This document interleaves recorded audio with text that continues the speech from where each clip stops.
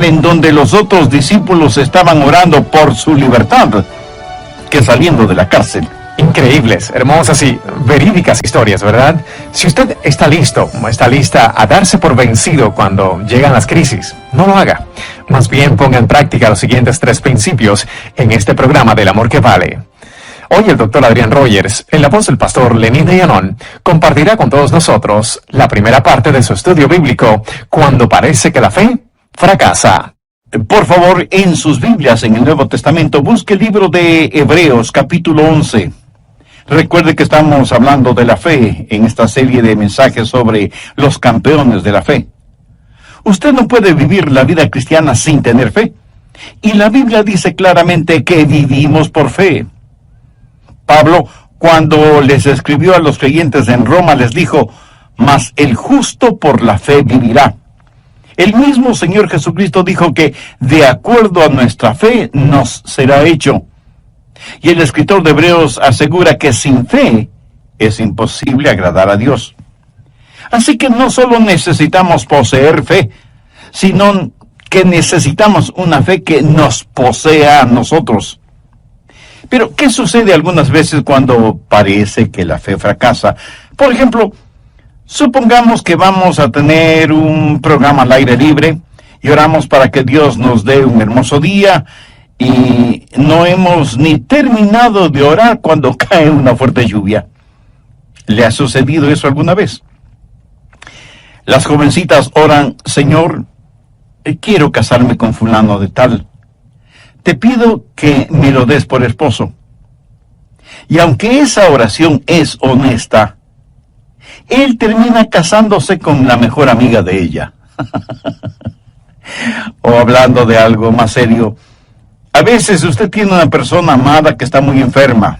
Puede ser su cónyuge, o sus hijos, o sus padres, o sus abuelos. Y usted pide sinceramente a Dios por la salud de esa persona, pero no se ve ninguna mejoría.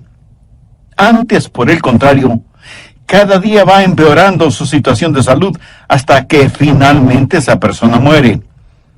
Y tratamos de creer, tratamos de confiar, pero pareciera que la fe ha fallado. Y estamos listos a tirar la toalla y decimos, ¿para qué insistir? Esto no sirve para nada.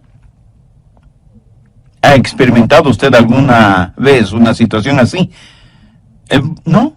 Bueno, mi amigo, no se preocupe, ya le llegará su turno. Llegará el momento cuando la respuesta no sea exactamente la que esperábamos. Algunas veces las pruebas, las tentaciones, las tribulaciones, los desengaños, las lágrimas, los temores llegan y parece que la fe no sirve para evitarlos. Ahora, escúcheme con atención. El capítulo 11 de Hebreos fue escrito precisamente para aquellos que estaban listos a dejarlo todo, a darse por vencidos, a tirar la toalla. Muchos habían estado sirviendo al Señor y habían sido perseguidos en gran manera, y ellos tuvieron que aprender a aguantar. Hebreos 11 es un capítulo que pone de relieve las increíbles victorias de la fe. Busque Hebreos 11:32. ¿Y qué más digo? Porque el tiempo me faltaría contando de Gedeón, de Barak, de Sansón, de Jefté, así como de Samuel y de los profetas. Ahora, ponga atención a lo que dicen los siguientes versículos. Que por fe conquistaron reinos, hicieron justicia, alcanzaron promesas, taparon bocas de leones, apagaron fuegos impetuosos, evitaron filo de espada, sacaron fuerzas de debilidad, se hicieron fuertes en batallas, pusieron en fuga ejércitos extranjeros. Las mujeres recibieron sus muertos mediante resurrección. Y si esta lista terminara aquí, creo que todos diríamos, esa es la clase de vida que quiero tener. Pero los siguientes versículos ni siquiera los consideramos. Escuche, mas otros fueron atormentados, no aceptando el rescate, a fin de obtener mejor resurrección. Otros experimentaron vituperios y azotes. Y a más de esto, prisiones y cárceles. Fueron apedreados, aserrados, puestos a prueba, muertos a filo de espada, anduvieron de allá para acá cubiertos de pieles de ovejas y de cabras, pobres, angustiados, maltratados, de los cuales el mundo no era digno, errando por los desiertos, por los montes, por las cuevas y por las cavernas de la tierra. Y alguien estará pensando, bueno, algo debió estar mal con ellos. Seguramente no tuvieron fe. No, mi amigo, nada de eso. Mire lo que dice el verso 39. Y todos estos, aunque alcanzaron buen testimonio mediante la fe, no recibieron lo prometido. Es como si Dios dijera que recibieron calificación de 10 sobre 10. ¿Cómo lo lograron? Por fe. ¿Lograron escapar de todas esas tribulaciones? No, pero aprendieron a soportarlas. Algunos escaparon, otros aguantaron por fe, pero todos tuvieron fe, aunque algunas veces parece que la fe fracasa. Quiero compartir con usted 3 cosas para que tenga una fe madura. Mucha gente tiene una fe superficial y supersticiosa, en vez de tener una fe espiritual fuerte y bíblica. Así que si usted está listo o lista a darse por vencido cuando llegan las crisis, no lo haga. Más bien ponga atención y ponga en práctica los siguientes 3 principios. Primero, una fe madura cree en el poder sobrenatural de Dios. Eso sencillamente significa que si Dios no lo hace, no es porque no pueda hacerlo. Hebreos 11, los versos del 32 al 35, es una lista de las cosas sobrenaturales efectuadas por Dios. Y muchas de esas historias bíblicas las conocemos desde niños. Por ejemplo, Daniel en el pozo de los leones. ¿Lo recuerda?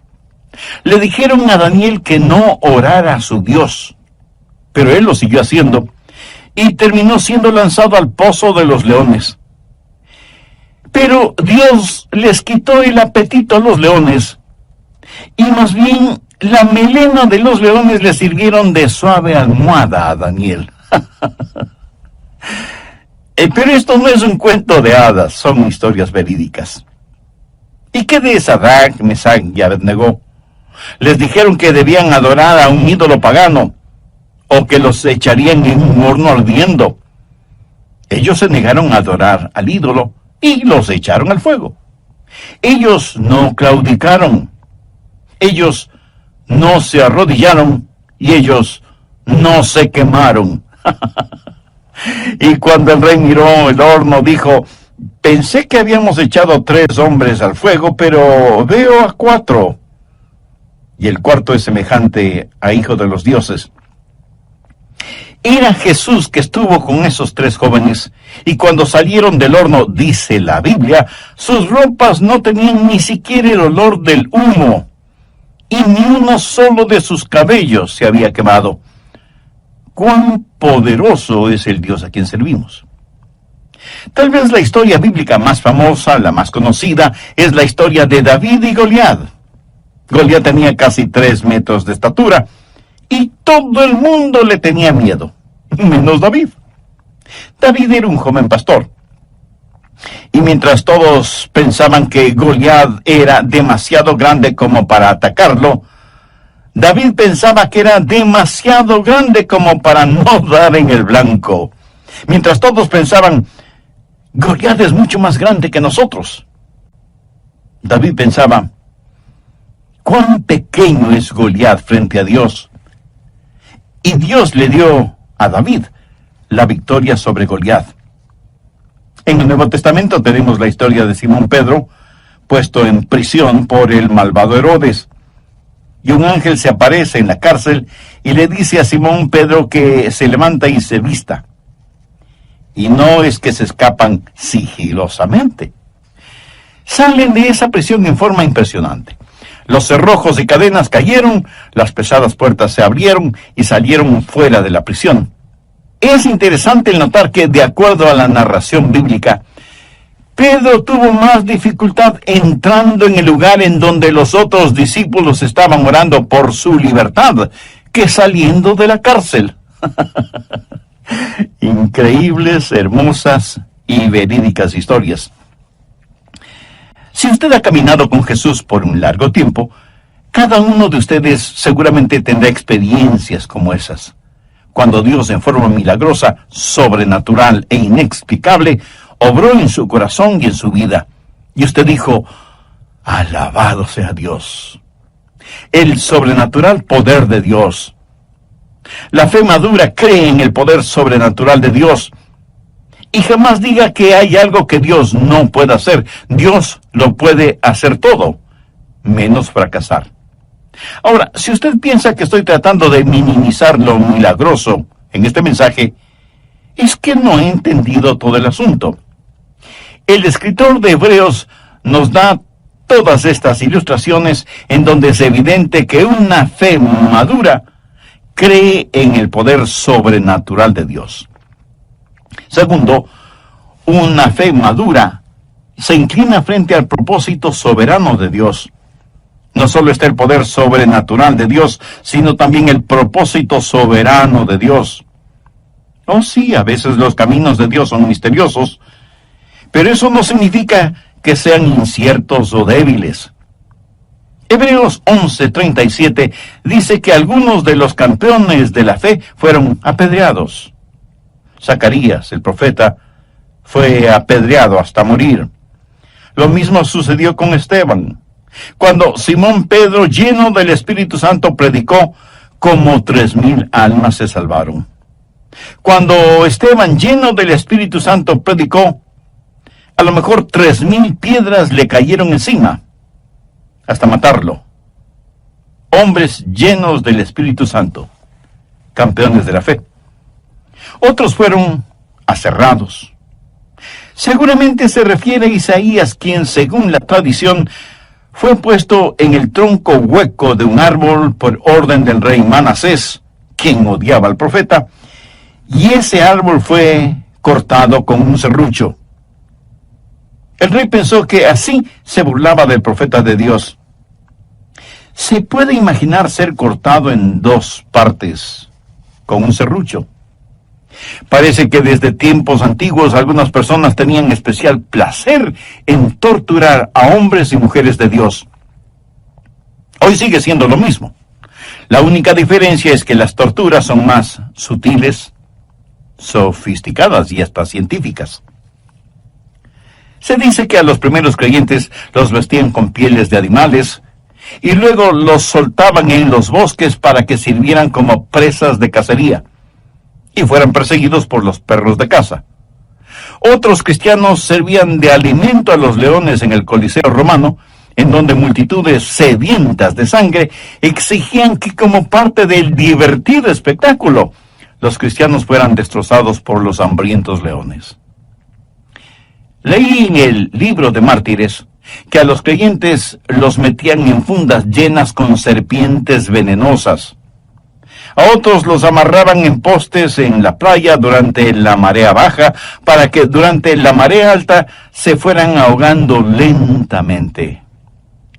Warren Wiersbe, quien fuera gran hombre de Dios, dijo, es mejor que usted no trate de aprender su teología de las circunstancias, porque si lo hace, llegará a la conclusión de que Dios no le ama. Permítame darle un ejemplo de esto. En Juan 11:5 leemos, llamaba a Jesús a María, a su hermana y a Lázaro. Y la Biblia dice que Lázaro se enfermó y murió. Y Juan 11, los versos 14-15, dicen lo siguiente. Entonces Jesús les dijo claramente, Lázaro ha muerto, y me alegro por vosotros. Pero ¿cómo puede ser eso? En el verso 5 se nos dice que Jesús amaba a Marta, María y Lázaro. Y en el verso 15 dice que Jesús se alegró de la muerte de Lázaro. Amigo, escúcheme. Si usted trata de reconciliar ambas cosas sin conocer la totalidad de la historia, tendrá que decir, pastor, hay algo muy confuso en eso. Verá, Dios tenía un plan extraordinario para Lázaro. ¿Estamos de acuerdo? Bien, Dios nunca ha prometido que no tendremos dificultades, pero sí ha prometido que al final tendremos la victoria.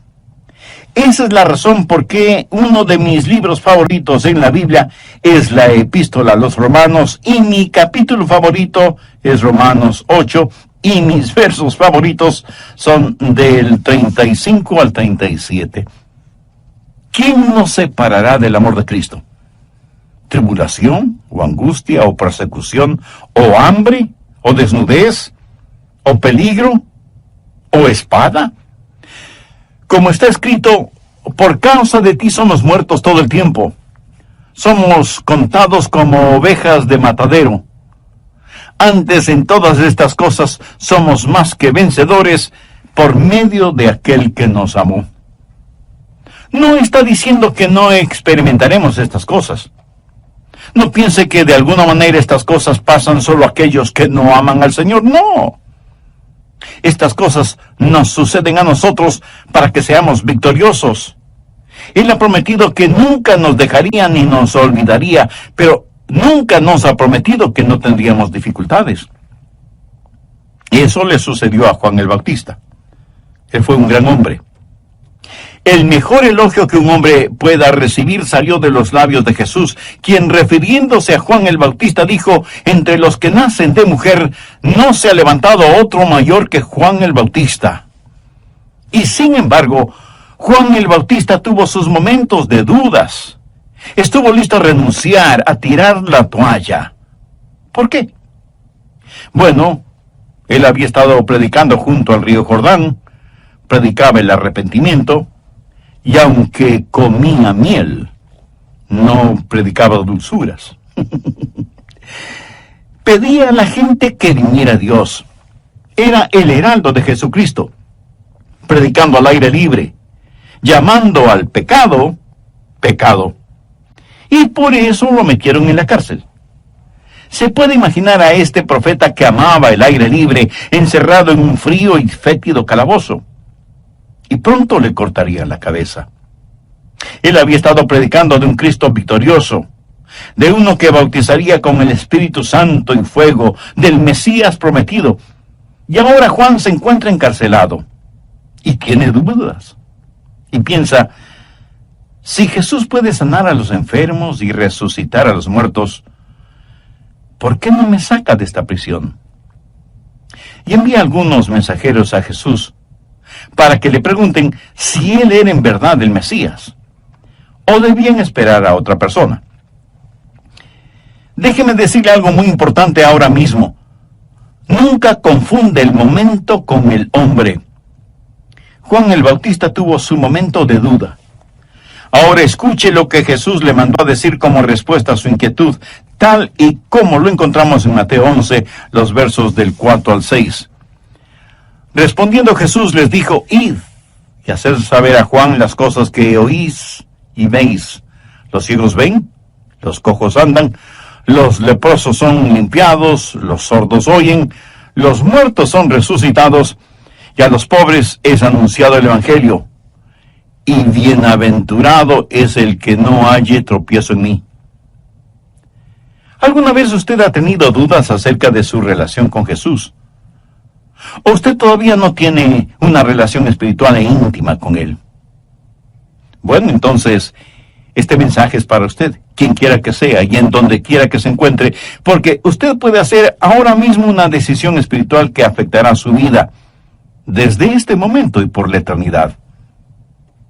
¿Qué le estoy pidiendo que haga? Que con sus propias palabras ore a Dios, converse con Él, porque Él no solo es su Padre Celestial, sino que también es su amigo. Y al orar, todo lo que diga, dígalo con fe, creyendo y confiando. La oración que voy a decir es solo para que le sirva de modelo, de guía. Dios eterno, en realidad no estoy acostumbrado a conversar contigo, y pido tengas la bondad de escucharme. Sé que soy pecador, y que mis pecados merecen tu justo juicio, pero vengo a ti buscando gracia y misericordia, por los méritos de tu amado Hijo Jesucristo. Señor Jesús, tu amor por mí lo demostraste en la cruz del Calvario, al morir para pagar la deuda de mis culpas y pecados. Sinceramente me arrepiento de mis pecados, y con fe como la de un niño, te pido que vengas a morar en mi vida. Te recibo como mi Salvador y mi Señor, para que obres en mí de acuerdo a los designios de tu divina voluntad. Bienvenidos a otro programa de El Amor que Vale. Hoy el doctor Adrián Rogers, en la voz del pastor Lenín de Llanón, nos presenta la segunda parte de su estudio bíblico, Cuando parece que la fe fracasa. Si usted ha orado y le ha pedido a Dios un milagro para usted, y Él no se lo ha otorgado, no es porque Dios no pueda hacerlo, o porque Él tenga limitaciones, o porque no le ame. Y no se enoje con Dios, ni se sienta ofendido. Alguien con mucha sabiduría dijo alguna vez lo siguiente: fe no es tanto en recibir de Dios lo que queremos, sino más bien aceptar de Dios lo que Él quiera darnos o quiera permitirnos. Eso es fe. En caso de que no suceda, usted necesita tener en su fe una cláusula que diga: si no lo recibe, agradézcale a Dios, porque Él sabe mucho mejor que usted lo que le conviene. ¿Se acuerda de la historia de Sadrach, Mesach y Abednego? El rey les dijo: si ustedes no se arrodillan delante de la imagen, serán lanzados al horno de fuego. ¿Qué me responden? Y la respuesta de ellos la encontramos en Daniel capítulo 3, los versos 16 al 18. Sadrach, Mesach y Abednego respondieron al rey Nabucodonosor, diciendo: no es necesario que te respondamos sobre este asunto. He aquí nuestro Dios, a quien servimos, puede librarnos del horno de fuego ardiendo, y de tu mano, oh rey, nos librará. Y si no, sepas, oh rey, que no serviremos a tus dioses, ni tampoco adoraremos la estatua que has levantado. Y si las palabras "y si no", con que empieza el verso 18, no están subrayadas en su Biblia, deberían estarlo. Los tres jóvenes le dijeron a Nabucodonosor: y si no, deseamos que sepas que no adoraremos a tus dioses, ni nos vamos a arrodillar delante de la estatua que has levantado. Nuestro Dios tiene poder para librarnos, y Él lo hará. Pero si no lo hace, no es porque esté incapacitado para hacerlo. Pero ni aun así, nosotros adoraremos tu imagen pagana.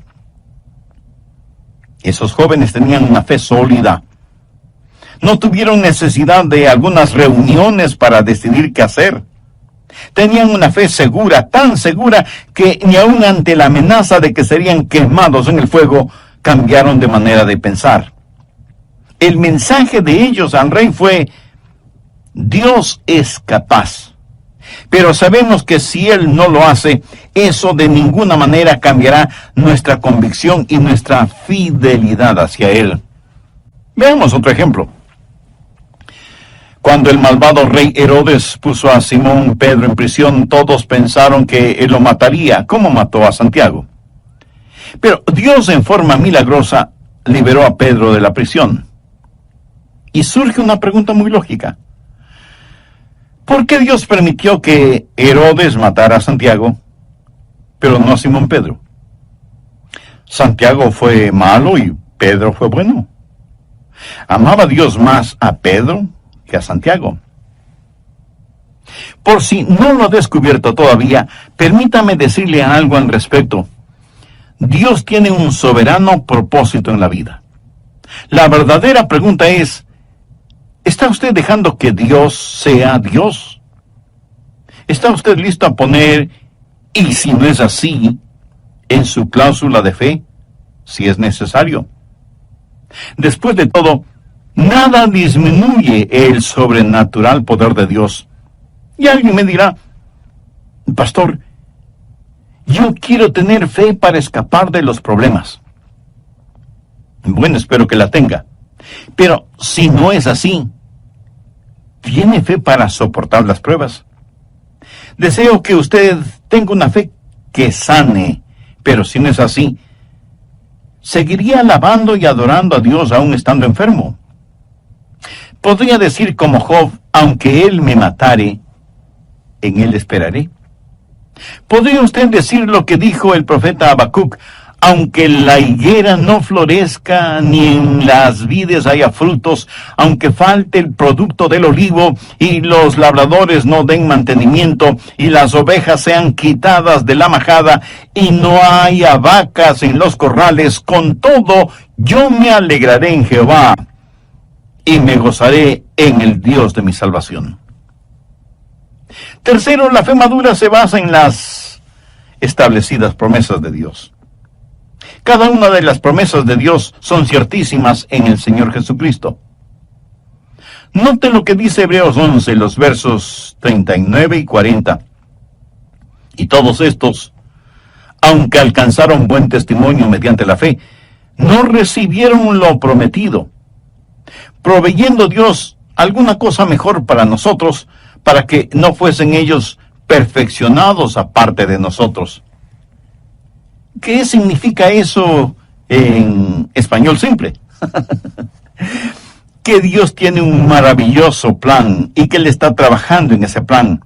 E incluye no solo los santos del Antiguo Testamento y los primeros creyentes del Nuevo Testamento, sino que nos incluye a todos nosotros. Parece que muchas veces estamos esperando demasiado de la vida, pero no esperamos lo suficiente de Dios. Medimos la vida en términos de comer, beber, divertirse, y de pronto la bolsa de valores cae en picada, y algunas personas se suicidan porque se arruinan financieramente, revelando en dónde estaba su confianza y en qué tenían depositada su fe. Mi amigo, aún las mejores cosas en la vida, en última instancia, van a dejar de ser, se acabarán, fallarán, sin que importe lo que sean. Usted se enamora profunda y honestamente de una muchacha, y del período del enamoramiento pasa con gozo a la época del noviazgo, y finalmente llega el día del matrimonio. Todo es dicha, felicidad. La vida en realidad parece el color de rosa, por un tiempo, por unos cuantos años. Más tarde o más temprano, de pronto usted se encuentra en la casa familiar, ahora vacía, mirando con nostalgia y lágrimas en los ojos, los retratos colgados en las paredes o archivados en una multitud de álbumes fotográficos.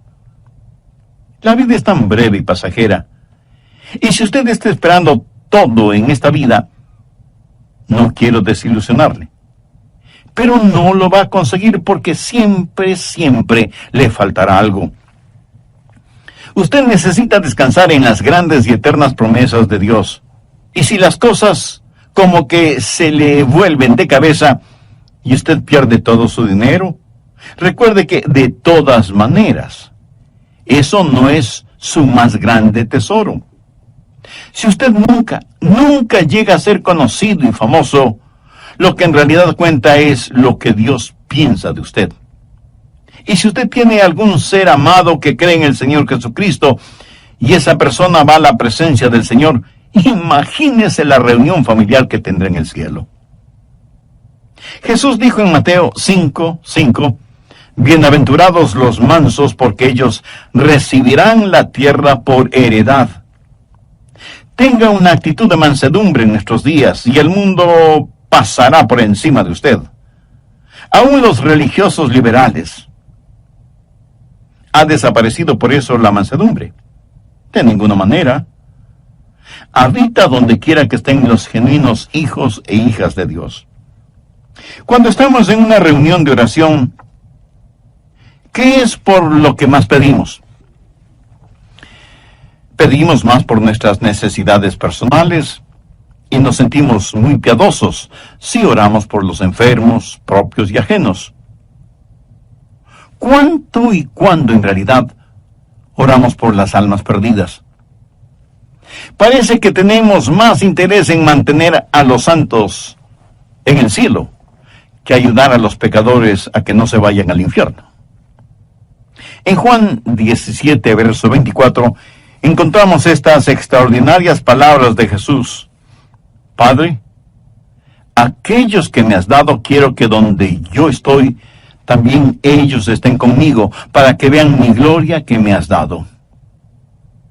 La iglesia es la novia de Cristo. ¿No cree usted que el novio quiere tener con él a su novia?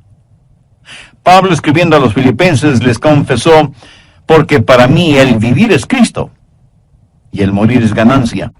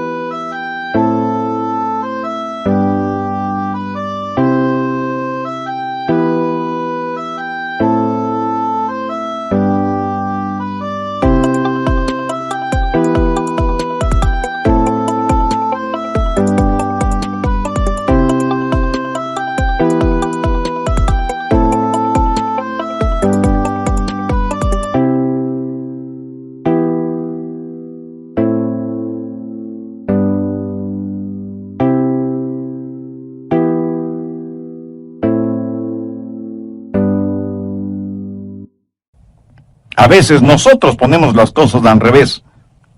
A veces la gente mira alrededor y dice, esa iglesia se está derrumbando. Y no se refieren a los daños físicos en el edificio, sino a su testimonio espiritual. Pero claro, muchos ignoran las palabras de Jesús. Edificaré mi iglesia y las puertas del Hades no prevalecerán contra ella. Amén. La genuina iglesia del Señor Jesucristo no está muerta, porque las promesas de Dios son ciertas. He hablado del sobrenatural poder de Dios, del soberano propósito de Dios y de las seguras promesas de Dios. Antes de finalizar, quiero leer una carta que nos envió una hermana en Cristo que escucha este programa radial. Ella recibió esta carta como herencia. Es una de las más conmovedoras y punzantes cartas que he recibido. Dice así: ¿por qué sigo a Cristo? Yo no he visto clara evidencia estadística de que menos creyentes mueran de cáncer en relación con los no creyentes, o que estén inmunizados de una mejor manera contra las enfermedades que afectan a la humanidad. Algunas de las personas más bondadosas y desinteresadas que conozco han sido personas con mala salud. Y el hecho de que sean cristianas no ha sido una protección contra las enfermedades. Por lo tanto, yo no seguiré a Cristo por promesas de buena salud, aunque tampoco voy a discutir o a negar, pero no voy a seguir a Cristo por una prometida sanidad física. No he visto ninguna evidencia de que los creyentes escapen de los desastres y accidentes más que los no creyentes. He ayudado a queridos amigos a limpiar el lodo de sus muebles, cajones y electrodomésticos después de desastrosas inundaciones. Recuerdo haber llevado ropa a una viuda con 5 hijos después de que su casa fue reducida a cenizas por un incendio. Una bala perdida no cambia de rumbo frente a un creyente. Por lo tanto, no seguiré a Cristo por una prometida protección contra los desastres. No me burlaré de increíbles rescates, ni negaré que la providencia ha obrado y continuará obrando por el bien de los hijos de Dios, pero no seguiré a Cristo solo por buscar protección contra accidentes y catástrofes. No veo que los cristianos sean especialmente favorecidos con riqueza y prosperidad. Hemos visto cómo los ricos oprimen a los pobres. Y la justicia de ninguna manera es perfecta en este mundo. El salmista dijo, no he visto justo desamparado, ni su descendencia que mendigue pan. Y en las más profundas necesidades de esta vida, eso es verdad. Pero todos conocemos o hemos visto a gente de integridad que no prospera. Por lo tanto, no seguiré a Cristo por la promesa de verme libre de necesidades materiales o por la esperanza de afluencia financiera. No estoy seguro de que los cristianos tengan fuertes personalidades o padezcan menos neurosis que los no cristianos. Pero sí sé que no hay amargura más intensa que la amargura religiosa, ni arrogancia más insufrible que la arrogancia religiosa. He visto a creyentes sufrir incapacidades mentales y emocionales, y aunque pueda parecer herético, no estoy seguro que yo estaría gozoso de vivir en la misma casa con los apóstoles Pedro o Pablo. Dios quiere que la mente de Cristo sea formada en nosotros, y no tengo ninguna duda que las actitudes y acciones cristianas serán mejoradas por la clase de cristianismo que cada uno practica, pero no seguiré a Cristo por una promesa de tener una personalidad encantadora o en busca de popularidad. ¿Por qué entonces sigo a Cristo? ¿Por qué ser un discípulo de Jesús cuando eso puede complicarnos la vida tal y como Él mismo lo advirtió? Yo le sigo por una sencilla razón. En Jesús vemos el rostro de Dios. Él es la verdad, la eterna verdad, Dios encarnado. Sé que por su muerte, vida y resurrección, soy reconciliado con Dios, el dador de la vida. Estoy seguro que nada puede separarnos del amor de Dios. Él tiene todo el poder y confío en Él y sus promesas. A Él le ofrezco mi vida, saludable o enferma, joven o llena de años. Eso no importa. Jesús es la única cosa cierta en un mundo totalmente incierto y debe ser adorado. No para que algo me pase o algo suceda en el mundo, sino porque Él es Dios y por medio de Él está reconciliando al mundo con Dios y con Él mismo. Él me salvó y es mi justificación. Es el imán que todo lo sostiene. El adorar al Dios de nuestra salvación, el ofrecerle sacrificios de alabanza y de gratitud, esa debe ser nuestra única vocación. Y le ofrecemos nuestras vidas a Dios no para ser saludables, ricos o sabios, ni siquiera para tener la fortaleza para realizar grandes cosas por Él, sino porque únicamente Él tiene derecho sobre nosotros. Dios no es una circunstancia hacia un fin. ¡Qué carta más extraordinaria! ¿No le parece? Fue escrita por John Hutchinson Jr. en 1981 y una de sus herederas me la hizo llegar a mí. Es una de las cosas más profundas que he leído y que se relaciona con la realidad de cuando nuestra fe.